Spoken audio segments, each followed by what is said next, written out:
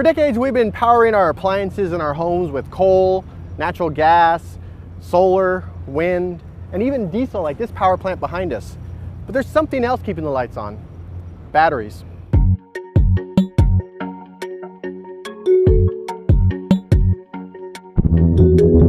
That brings us to this.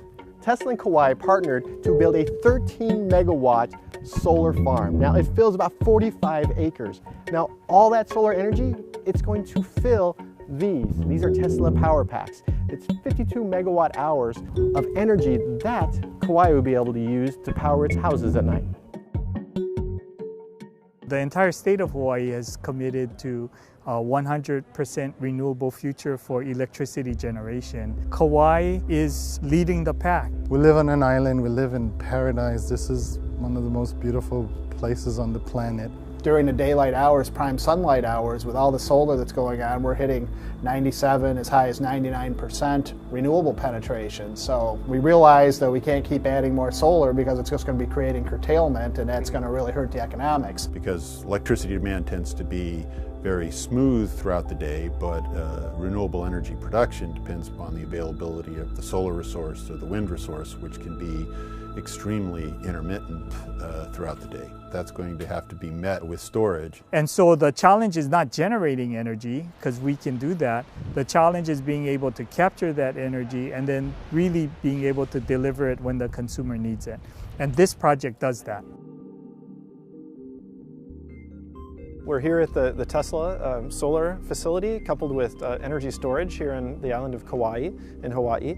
And this is one of the world's first facilities where we're directly integrating solar with storage at the same site. What is really exciting about this project is that it's dispatchable solar, so we are charging the batteries during the day and storing the energy, and then we will be able to use it throughout the day whenever it's needed. So that we can provide that solar energy back to the customers and back to the grid with firm, guaranteed reliability around the clock. Actually, even after the sun goes down, we can still keep providing the energy that was stored during the day from the batteries. You got a low-cost fuel source, really, the sun and the panels, and declining cost of batteries. It's a great opportunity for us out here in high-cost areas to bring in renewables, avoid oil, and help everybody on the island.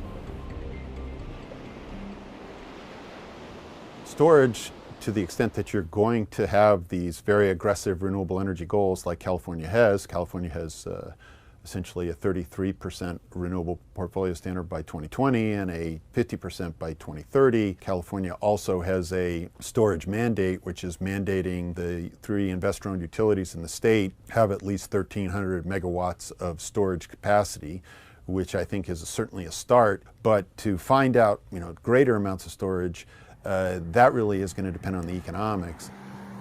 Hawaii was the most dependent state in the country on imported fossil fuels. Even as recent as 5 years back, we were still over 90% reliant on imported fossil fuel for our electricity generation. At the highest rate here, back when oil was pushing $150 a barrel, we were almost at 50 cents a kilowatt hour. We want to do things cheaper than have oil, and we don't want to be subject to the fluctuations from the petroleum market. We made that commitment that we want a different future.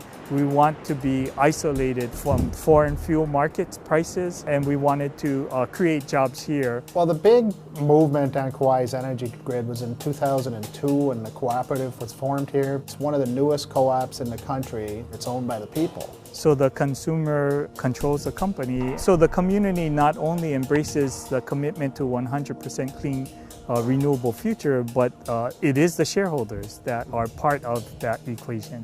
Every day you drive by and you see this as an example of clean renewable energy, sustainability, community involvement and engagement, and I see it as something quite beautiful.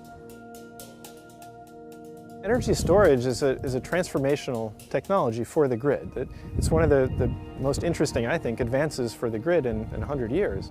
To me, what's fascinating is the electric pricing for a residential customer is hanging somewhere around $200 a month for the average member. And we're holding steady, dropping, but I think a lot of other kind of utility-based costs like cable TV, internet, phones, All those costs are going up, whereas electricity is becoming less and less a factor here on Kauai than it used to be. It's not their #1 bill anymore. They may be paying more for cellular coverage than they are for electricity, and it's an awful nice service they get relative to just having a cell phone.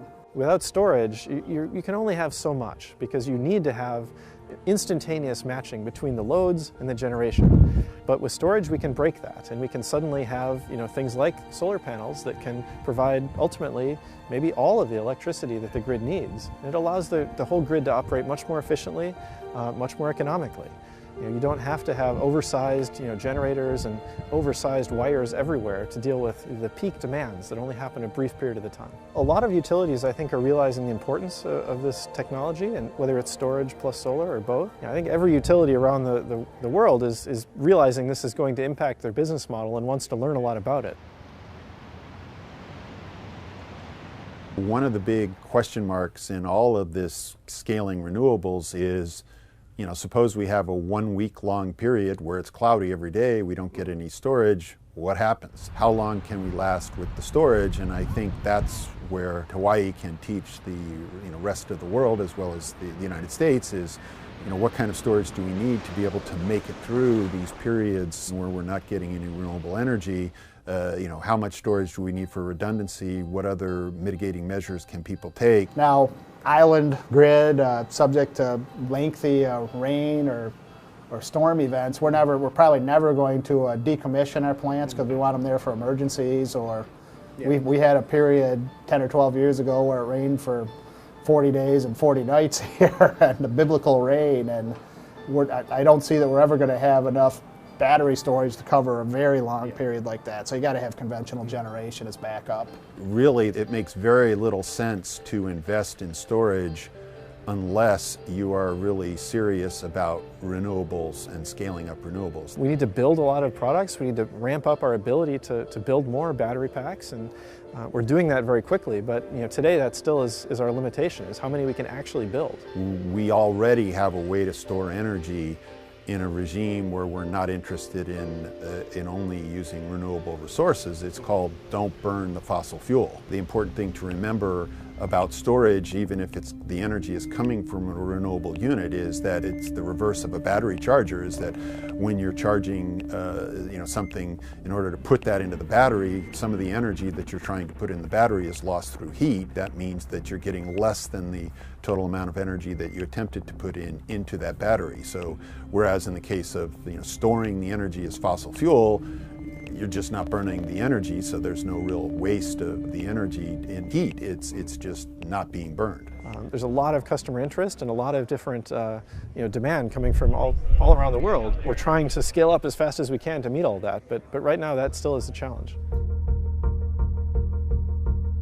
Prince Kohio, who got the legislation for our Hawaiian Homes Commission Act passed in the 20s, his intention was to have these lands rehabilitate our people. I think this Anahola solar farm, what it means to our community is hope and belief. If we just showed people these prices, we would probably be able to get people to, on their own, invest in these storage devices, lower their annual electricity bills. That is what's going to get them to find it in their interest to make the sorts of decisions that are going to make the grid operate more efficiently. We've already seen many folks come around, and develop that sense of belief and seeing that it is something positive, and that it is definitely something that is good for our community, homesteaders, good for the island, good for the planet. I mean, there's so much good about this. Surprisingly, storage has been, it has not had very many regulatory hurdles. I think it often solves regulatory problems, where solar alone or wind alone,